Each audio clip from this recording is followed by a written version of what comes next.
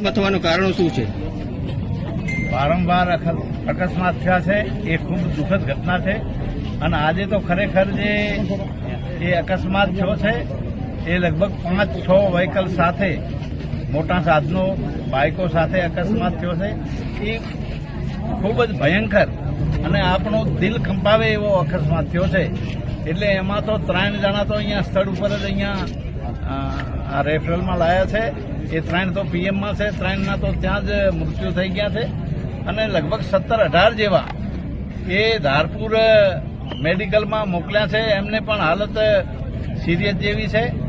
એટલે આ મૃત્યુકો જે છે એને હું દિલથી શ્રદ્ધાંજલિ આપું છું અને જે 17-18 લોકોને ધારપુર મૂક્યા છે એને પ્રાર્થના કરું પરમાત્મા પાસે કે જલ્દી સાજા થાય અને આવા અકસ્માત ખરેખર થાય છે અકસ્માત ન બનવા જોઈએ એના માટે પણ કાંઈ સિસ્ટમ એ ગોઠવ